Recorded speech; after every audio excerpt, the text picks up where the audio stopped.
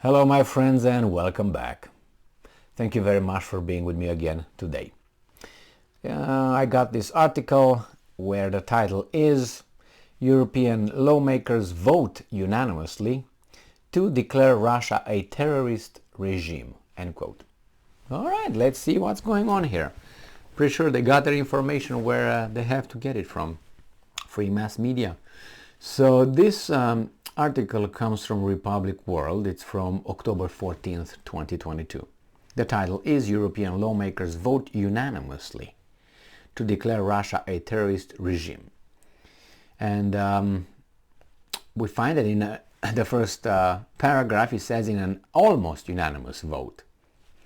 European lawmakers have backed a resolution which argues that Russia should be labeled a quote-unquote terrorist regime.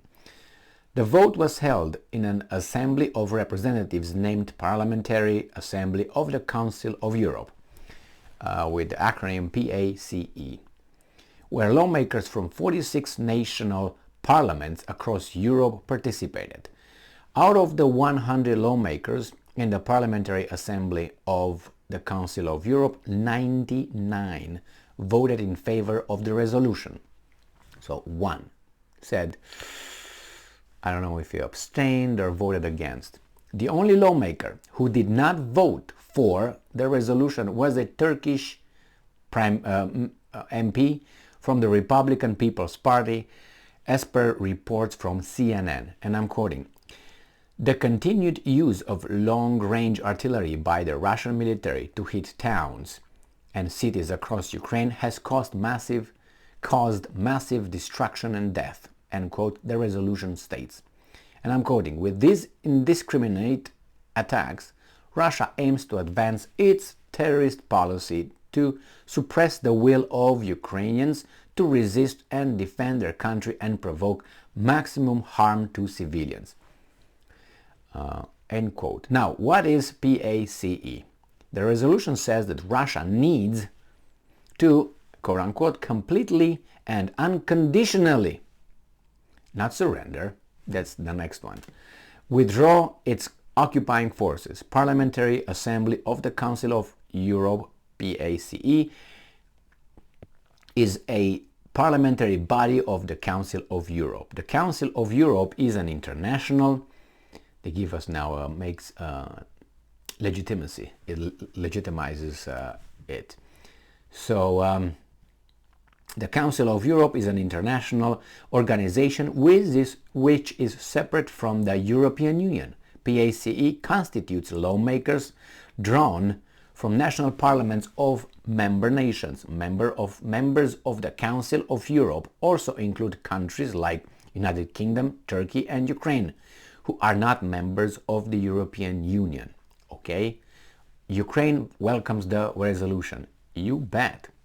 So, these lawmakers who are drawn from, right? That's the word they use here, right? Drawn from national parliaments of member nations. Who are drawn how? Who picks them? Anyway, I didn't expect any other result, outcome of this vote. Maybe not 99-1, but that one, it didn't say it didn't vote for, or because I didn't see if he's this person voted, abstained or voted against. He said here that voted against, right? He said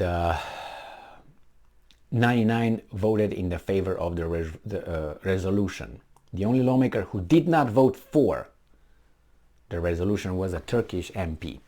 So did not vote for. Didn't say to vote against, because if you abstain, that means you didn't vote for. Anyway, I don't think they voted against, but who knows?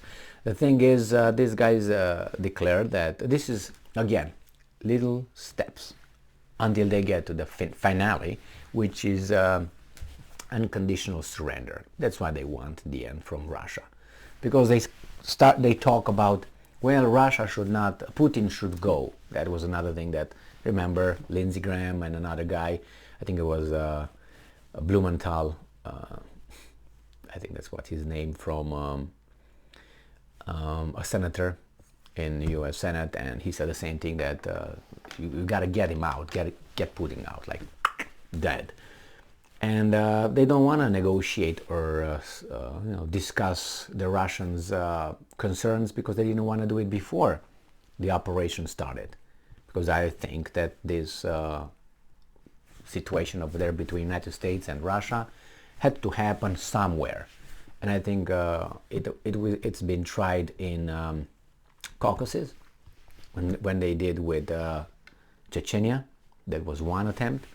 Then the second attempt, I think it was in Georgia, with Georgia in Abkhazia, Ossetia, if you remember that one, with Saakashvili, the educated guy in United States of America. Then it was Syria, and now we have in Syria. It didn't go that far, and I don't understand why. Probably, I don't know. Really, I don't know why it didn't go that far. And now Ukraine, finally, it was too close to home for the Russians, and they talked about it. They told them about NATO and told them about arming these guys.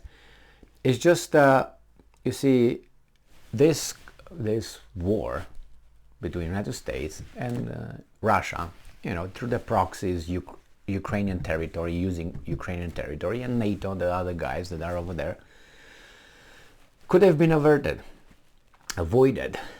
The thing is, if you look where it goes, it can go to a nuclear war, total annihilation. It could go over there, because it seems like the Russians,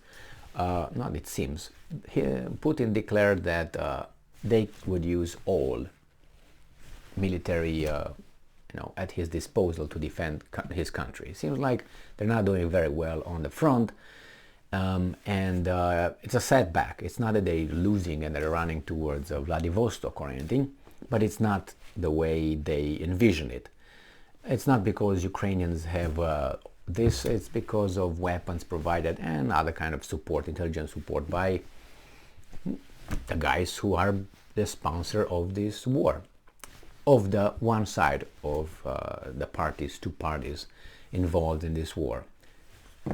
And if you look at it, when these guys did not want to, the United States did not want to negotiate, talk about NATO expansion in Ukraine, so they said no, Ukraine has the right, NATO has the open door policy, which is anyone can apply, but not anyone will be accepted. Then if they thought that this will get to this point, wasn't that a miscalculation? I mean, you, instead of saying, well, the Russians might go ballistic, go nuclear, should I keep going? And no, Ukraine should determine itself, its its freedom, sovereignty, and whatever they want to do. I mean, it would have been very easy for United States to say, no man, no NATO in Ukraine, or yeah, let them apply and we're going to say bye-bye, and discuss that with the Russians behind closed doors, which they did and they do all the time, instead of no. So for that little thing, Ukraine, do you think that they were how should I put it, they were willing to blow up this planet? Do you think that that country and this principle of open door policy of NATO, it was so important for the Americans' leadership and all these, how should I put it, morally virtuous people, that they would say, oh yeah, we're going to go to annihilate the whole planet just because Ukraine has the right to choose its fate? You think so? I don't think so, a bit.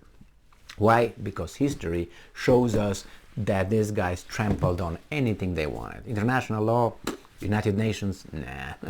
So telling me that they are just, no, Ukraine has the right. No, they could have stopped it if they wanted, but they didn't. That tells me they want these guys go here. And we are at a point where things can happen. Now, and these guys are still pushing into it. For what? For Ukraine. All of a sudden, Ukraine. I mean, it doesn't, however you want to take it, look at the neighborhood. And a neighborhood, you have certain kind of people and so on. And yes, it's about talking about equal rights and all that, yeah. But the world is not run by that, and you know that. So the thing is like, look at the United Nations, look at the Security Council. We are all equal, but some of us are a little bit more equal than others. You know how that runs. So the same here. That could have been avoided. I think they wanted this to happen. It's not Ukraine and all that. If they would have said, no, it's okay, Ukraine, you will not join Russia, it's fine. What do you think Ukraine would have done?